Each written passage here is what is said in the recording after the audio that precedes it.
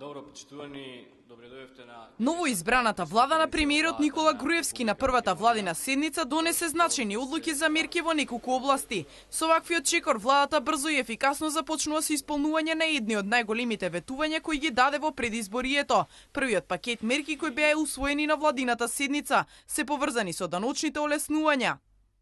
Со усвоените предвок измени и дополнувања на Законот за данок на добивка се предвидува целосно ослободување од обврската за плаќање данок на добивка на даночните обврзници, чиј вкупен приход остварен во претходната година по сите основи не изнесува повеќе од 3 милиони денари.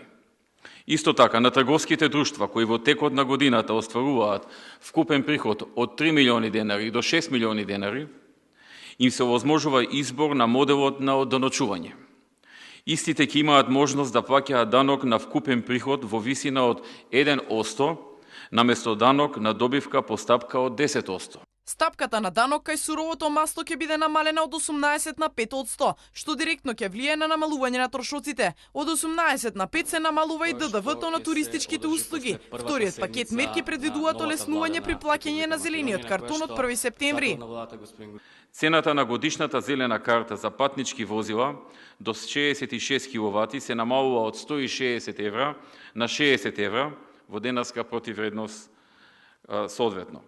Второ, цената на годишната зелена карта за патнички возила над 66 киловати се намалува од 160 евра на 90 евра во денарска противредност соодветно. Трето, цената на годишната зелена карта за товарни возила се намалува од 450 евра на 280 евра. Четврто, покрај тоа се укинуваат месечните, 3-месечните и 6-месечните зелени карти и за патничките и за товарните моторни возила. Владата започна и со исполнување на проектот Купи куќа, купи стан. Денес беше усвоен предлог законот за субвенционирање на кредити за стан или куќа на два начина. Пола рата за првите 3 години и 50% учество за купување на стан или изградба на куќа. Условите за користење на кредити од оваа програма ќе бидат: станот кој се купува или куќата која се гради да е новоградба со сета потребна документација, имотен лист, дозволи и одобренија за градба. Да се купи директно од инвеститорот или од изведувачот на стамбениот објект. Корисникот на кредитот, односно неговиот брачен другар, да не поседува во собственост стамбен објект, за што ќе приложи изјава под полна материјална и кривична одговорност.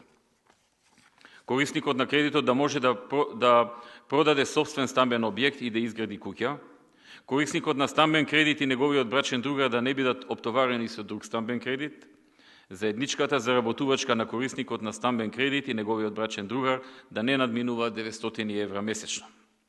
Со спроведување на законот ќе се потикнат активностите во секторот градежништво, како и вработеноста во истиот, а се оценува дека ефектите од ваквите мерки ќе бидат многу пошироки, со оглед на фактот дека тие последователно ќе се прилијат и ќе потикнат активноста во многу други сегменти од економијата и општеството во целина.